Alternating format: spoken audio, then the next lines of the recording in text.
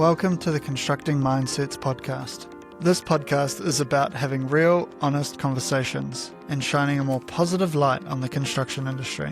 Hearing from people across the trades, on-site and in leadership roles. It also connects with the wider work I do, supporting site leaders and managers, improve communication, mindset and problem solving through online modules, in-person workshops and coaching. Thanks for joining us on this one. Let's get into the episode. Well, today's episode is a big one for anyone in construction who feels like they're constantly stuck being the adult in the room for every people issue or situation. We talk a lot about productivity, systems and results in construction, but not nearly enough about conversation, behaviour and interpersonal skills. My guest today started his career in HR and now works closely with owners and leadership teams in construction, helping them work through the hard stuff, conflict, feedback, tension and communication breakdowns. What I'm looking to in today's conversation with Andy Bergmann is why many leadership problems aren't always skill or knowledge issues, but their communication and interpersonal blind spots. Thanks so much, Andy, for joining us. How are you going? And are you able just to talk to us a little bit about your career coming from HR into what you're doing at the moment? Yeah, absolutely. No, I appreciate you having me. Do you want me to just jump right in? Yeah, I think so. Yeah. That'd be great. Yeah, so my background is primarily in construction. I worked for a couple of different contractors. The one I worked for the longest, I worked in project management for several years and then transitioned into HR. And from there, I got an interesting perspective into the company, working on the leadership team in HR. There's often so many people issues that would come up. And it's not that the people were bad. It was usually around either their performance or their behavior. And we didn't really know how to handle it, or we didn't know how to handle it well. Of course, you can say, well, if you have an issue with an employee, you should talk to them. And so it wasn't that we didn't know that we were supposed to talk to them, but we didn't really know how or how to do it well. And I was, part of many different meetings and conversations with employees that either weren't clear, they didn't know what we were talking about, or they weren't effective, meaning that like the person would get offended or pissed off or sad. And if that's the case, they usually don't know how to improve or they don't want to. And so I became super maybe passionate or interested to figure out, how do you talk to people about like the hard stuff without like making the relationship worse or creating more drama? And so that's kind of where it all started. Yeah, it's funny because, I don't know, we all talk in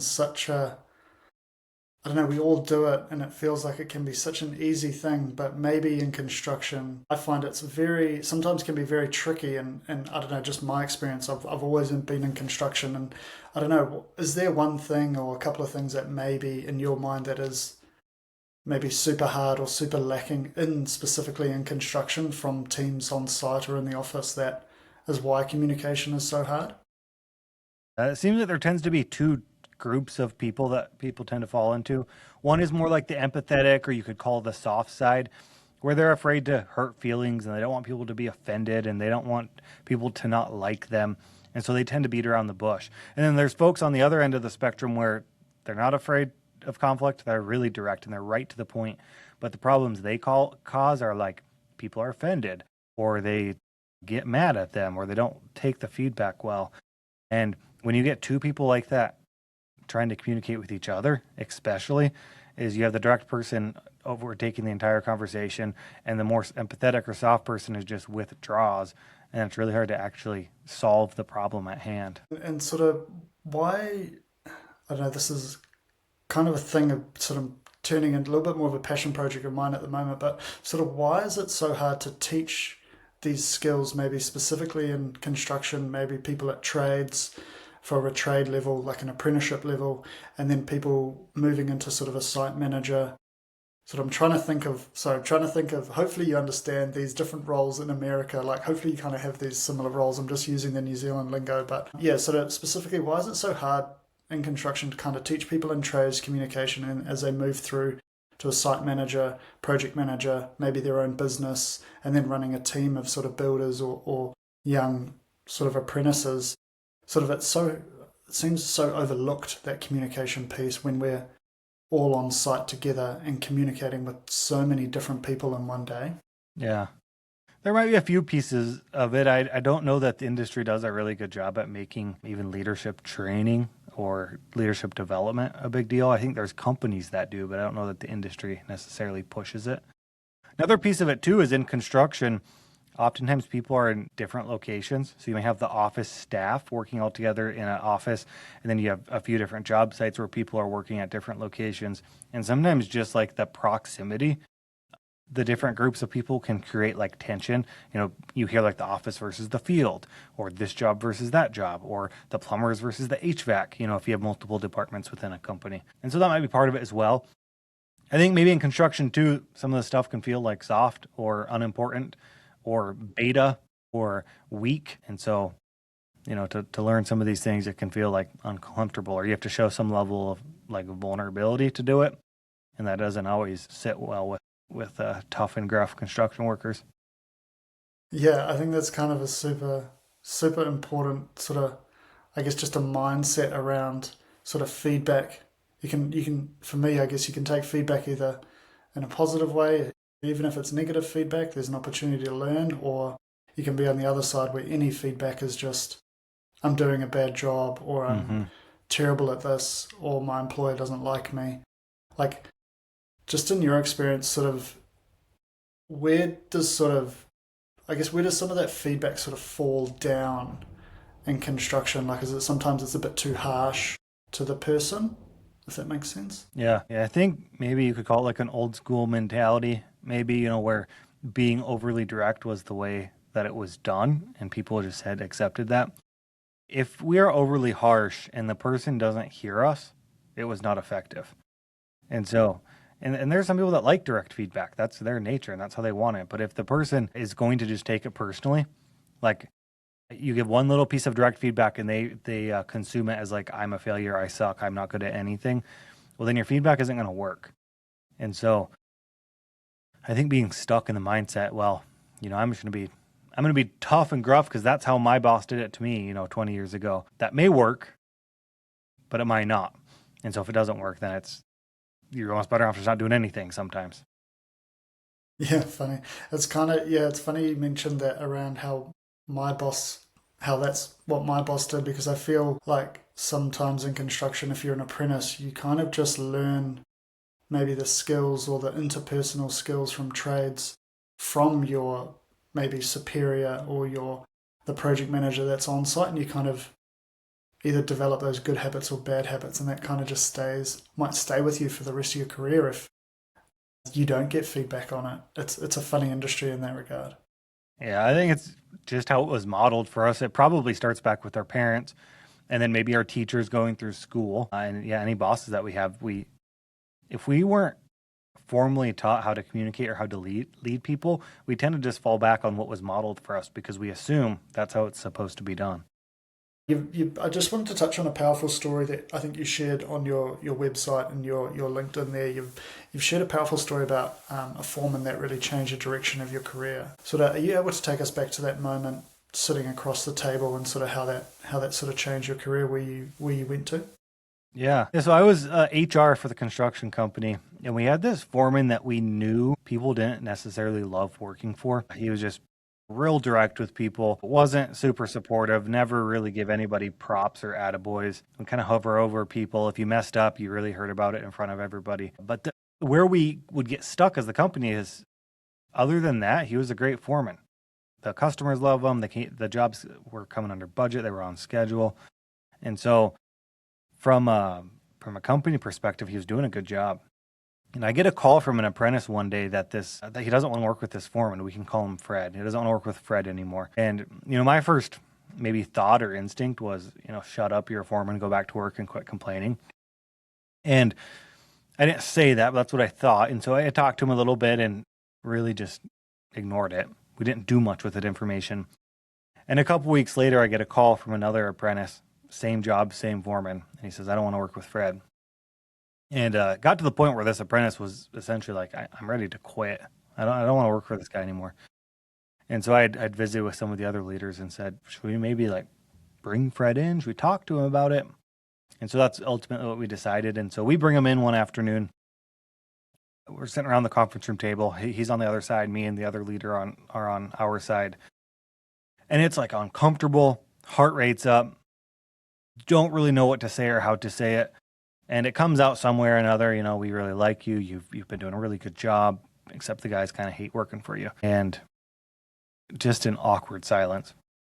And I remember he looks at this other leader sitting next to me and he says, "How long have you guys known about this?" And we didn't really have an answer. I don't know, a while. Probably ever since you've been a foreman. And I remember looking down at the table out of discomfort, and I look up and Fred's crying, he has tears in his eyes, and he says, "Why didn't you guys tell me?" And I didn't have a good answer for him. I don't know. Because you're doing a good job mostly, and we didn't want to offend you, and we don't want you to quit, and we are kind of a wuss. And so I remember thinking after that meeting, like, how stupid that has to happen, because it doesn't benefit the job, it doesn't benefit the apprentices, it doesn't benefit the team, it doesn't benefit anybody except for me a little bit, because I don't have to be uncomfortable. I can take the selfish route and just sort of avoid the conversation altogether. And that was probably one of the first meetings that I had that I realized, like, if we can't learn how to do conflict and can't learn how to do it well, it's going to hold us back. And what's interesting is that foreman did his best to change, and we got feedback shortly after that he was a totally different guy to work for. Wow, it's like it's amazing story. Was there like anything he did differently, or like sort of what did he just change on his own, or was there like a bit of a training or a process going through there, or did he just be a nicer guy at the end of the day to some of the apprentices? Yeah, I don't know that we did so much training, or we did very well training. I think more than anything is it just opened a blind spot for him. And we did further explain kind of what the feedback we were getting and more of the details to him, but I think he genuinely didn't know. He truly didn't know people didn't like him or like working for him. Yeah, it's pretty fascinating, because like you could imagine potentially putting that Fred on a performance improvement plan or a big training program to go through, but just having that conversation created the biggest change and improvement for him, which is pretty cool. No, great. And sort of just another question around sort of feedback and trust on site. Sort of in construction, sort of tension and conflict kind of, I don't want to say are mostly guaranteed, but because I think there's a bit to that, but there's a bit of tension and conflict out there sometimes. Sort of what separates sort of healthy teams from toxic ones when it comes to dealing with some of those issues? Yeah, I don't think there's anything wrong with conflict. In fact, I think it's needed. But if you leave the conversation and you leave with like negative or hard feelings towards the other person, to me it didn't go well, or you didn't do your part, or I didn't do my part to communicate well in that conversation. Because all conflict really is it's problem solving. You have two smart humans with different perspectives trying to find the objective truth, and that conflict is needed. But if you leave mad or angry or offended or hurt at the end of the conversation, that is not unhealthy, or that's toxic. And so the ability for both sides to A, have the communication skills, but B, be emotionally mature to handle it, I think that's when it becomes, or that's when it stays healthy. Some leaders can give sort of some of that give some feedback from conflict without sort of sounding like a jerk or, just coming off way too strong. Yeah. The simplest thing that comes to mind, which I think has the most leverage or is most effective, is the ability to ask way more questions than you do putting in your opinion. Now, there's nothing wrong with having an opinion. And in fact, in the beginning of some of these feedback conversations, it's needed. So if somebody's showing up late to work, the conversation could sound something like, "Hey man, I've noticed that you've showed up to work late 3 times in the last week. What's going on? Or how are you doing?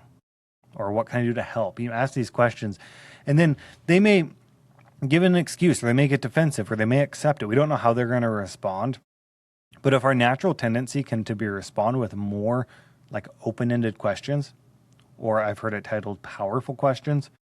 A powerful question basically has 2 rules. It starts with the word what, and it has less than 5 words. So if we can ask those kind of questions, and that can be our knee-jerk reaction, it's more likely that the conversation will go well.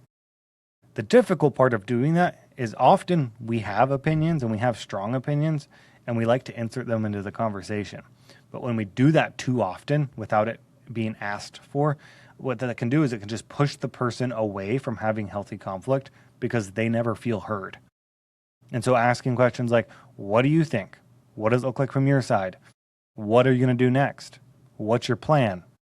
What else? Those kind of questions can be helpful to get that person to continue to talk.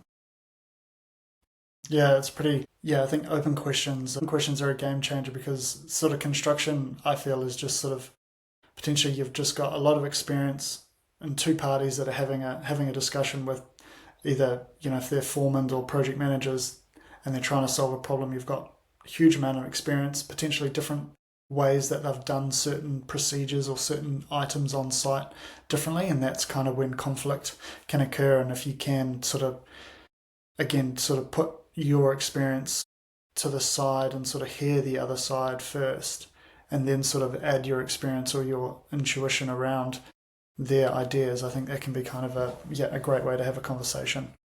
Yeah, and you'll know you've done it well is when they start asking for your opinion or your perspective. If you can get them to do that, that means you've done a really good job of listening to them. Construction, how come they always end up back at the owner's desk? Is it sort of a missing link sort of on the chain upward through sort of from a site team, and sort of those project managers and sort of GMs don't really have those skills to mitigate some of those issues, and it always sort of works its way back to the top at the owner? Yeah. I would say it's either the owner they want to keep on to those decisions, or they want to hold on to those issues or those decisions. And so every time it comes up, they put their nose in it. Or two, which is more likely, they, like you mentioned, they don't have the skills. The project managers, the foreman, general foreman, operations manager, GM, they don't have the skills to make that issue go away. And so if we have an employee we're struggling with their behavior or their performance, or they suck at a certain part of their job, if we don't know how to take that issue and either develop them or make that issue go away, the next natural thing to do is to push that issue up to the next level of leadership. And often that ends up being the owner. Yeah. Sort of kind of already talked about that. Sort of how do you help sort of foremen and either site managers or sort of project managers sort of with that handling of that conflict at their level before it kind of gets to the owner? Like, is there sort of one tip or something that you can share around sort of at a foreman level? You talked about open questions, powerful questions, but is it just those questions, or is there a bit more to it? Yeah. Of course, there's tons of nuance to it. I think more than anything, the communication tips that I teach are not that groundbreaking. I mean, go on to ChatGPT and say, how do I give difficult feedback? And it'll give you 100 tips that are awesome.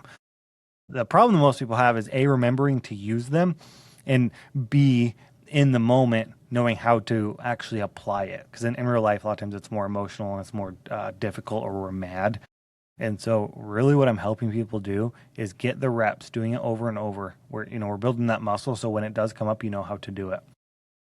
I think for some folks with especially for the people that are more empathetic or soft, or that's more their nature, they like to avoid conflict. The hardest part of a difficult conversation typically is anticipating the conversation in the first 10 seconds. So if I can get you just to start the conversation, it's usually not so bad. And a good framework that works well to start it is the ASA framework. It stands for ask, say, ask. And so we're going to ask for their help. We're going to say the bad thing and why it's bad, and we're going to ask for their help again. So for example, if you have a guy on site that keeps just walking away when you're trying to give him directions, you can say like, hey man, I need your help with something. He's going to say, yeah, what's up? So earlier when I was trying to talk to you, you turned around and walked away. And why that's bad is because A, it's not only disrespectful, but then I can't communicate with you. Can you help me fix this? And even if you have to like memorize those 3 lines and ask, say, ask, and walk into it, then you'll start the conversation. And then your next step after that is just asking powerful or open-ended questions to get them to try to understand their side. Yeah, no, it's super. Yeah, I don't know. I have so many other questions that pop into my head sort of as you're talking about these things. It's such a cool conversation, and kind of we briefly talked about it. Yeah, communication can be so easy, but as soon as it gets to a little bit slightly confrontational, it can be, you don't want to hurt someone else's feelings, or you don't want to get on the wrong foot with them because you're working in a small confined space for them for the next 6 hours or something like that. So it could be, you could be putting yourself in a situation where it could be making it more uncomfortable, but it's a great little tool that ask tool that you talked about there. Yeah. And often in those conversations, it's easier for our body to go into like a fight or flight mode and pump us full of adrenaline. And our lizard brain or our body is thinking that we're being attacked, like our life's on the line. We're being attacked by a tiger. And people will ask often, like, how do I make that? Like, I get so nervous before these conversations. How do I make it go away? And really, the only way to make it go away is to train your brain that it's not life-threatening. And the only way to do that is to do it a whole bunch. It's no different than maybe public speaking. People often have a fear of public speaking, and the only way to make it go away is just to do it. That's not a very fun answer. It's not very exciting, but you have to train your brain over and over and over that when this happens, I'm not being attacked by a tiger. What will happen is that adrenaline reaction will start to stop. Yeah, no, cool. And kind of hopefully this might take us into the next couple of questions, but you talk about installing a sort of leadership operating system for the teams you work with. Sort of, are you able to break down kind of what that looks like or what that actually kind of means? Yeah, it's really like a 3-step system. If you think of like a pyramid with 3 layers, the bottom layer is people skills. And so you call them soft skills or interpersonal skills. Things that we're covering would be like humility, vulnerability, emotional intelligence, active listening, recognition, and praise. Without that, communication's really difficult to master or get better at. So the bottom layer is people skills. The middle layer is going to be conflict, which is like the ASA framework and what I've talked about there. Do you have the ability to get into conflict without making it worse? And then the top and final layer is behavior change. Do you have the ability as a leader to change someone else's behavior without just whipping them and threatening to fire them? Do you have the ability to get them to want to change? And so the combination of all 3 of those does a couple of different things. One, it lowers the level at which people issues can be solved. It doesn't have to go all the way up to the owner. And 2, the leaders in the company have the ability to solve problems better and more quickly. Perfect. And kind of you resonate sort of strongly with leaders who are open-minded and sort of committed to growth, but struggle with maybe sort of a closed mindset sometimes. Sort of, how do you help those leaders recognize sort of their own blind spots, or when they're going through your training program, sort of what if somebody kind of puts a roadblock in place? Sort of how do you work through that, and sort of if they're putting up a bit of a wall through the training? Yeah. And that's super normal. I mean, I've had folks that come to my training that have like straight up said, like, I don't want to be here. My boss is making me come here. So let you know, I don't want to be here. And really the only way I've been able to overcome that is to build trust with them so that they will listen to me. And how I build trust with them is I use active listening skills, which this isn't going to be super exciting, but it's effective. I use a lot of silence. I ask a lot of powerful questions and I reflect back what I hear them say. Again, it's not that flowery and exciting, but it is wild the amount of trust that can be built in a short amount of time. And what will happen is and this is usually in a one-on-one setting, not in a classroom setting. But where I know the trust is starting to work is when they start asking me for my opinion. Well, Andy, what do you think I should do? I don't know. Maybe I actually do suck in this area. Do I suck in this area? And once I start asking those kind of questions, I know we're now in a position we can start talking about blind spots or talking about certain issues. I've got some quick fire questions and then kind of sort of a bit of a final takeaway from yourself. Is there anything you wanted to specifically touch on at all before we go through those last ones? The only thing that comes to mind is I think with communication, I found for myself, it's easy to think that I'm not the problem, but through coaching people and learning more even about myself is that I am always the problem.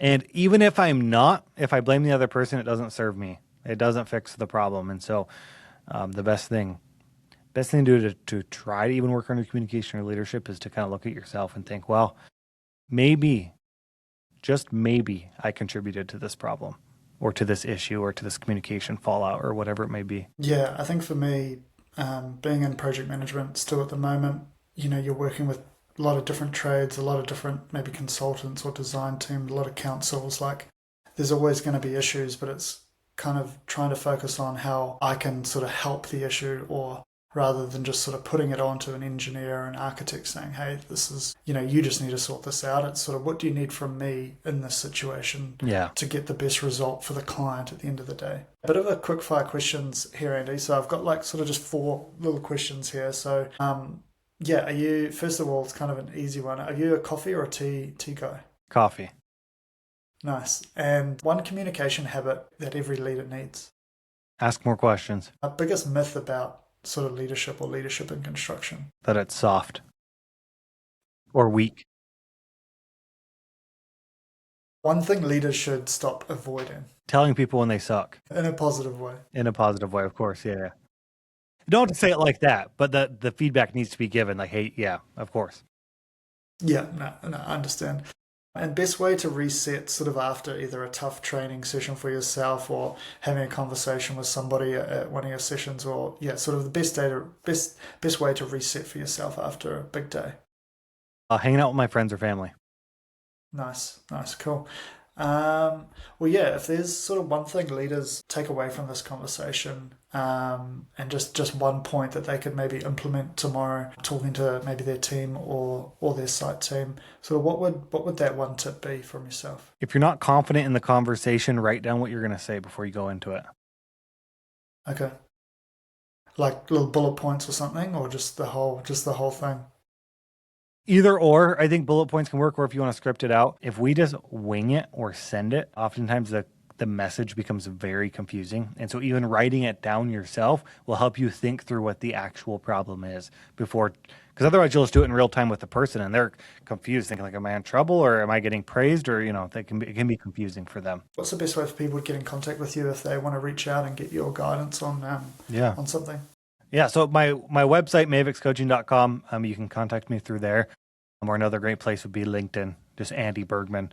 I do offer like a free 60-minute workshop on hard conversations and active listening I would present to an individual team. So we jump on a Teams call, or if everybody's in the conference room, I can, get on a Teams or Zoom call as well. And that doesn't cost anything. It's just more than anything for people to get some basic first steps on how to get better at some of this stuff. No, amazing. Well, yeah, Andy, thank you so much for sharing your experience. It's been a powerful reminder that leadership isn't about having all the answers, I think. Like sort of more questions, more than sort of talking, I think, is probably one thing that I'll take away from this conversation. Having the right conversations at the right time. And yeah, thanks so much for jumping on the call, being on the other side of the world and joining me here in New Zealand. So yeah, really appreciate it. Awesome. Well, thanks for having me. Perfect. Thanks, Andy. That's it for today's episode of Constructing Mindsets. Remember, every conversation is a chance to shift the culture of construction. Subscriptions and reviews are always appreciated. Be sure to reach out if you're needing to improve performance on site by upskilling communication, mindset, and problem solving.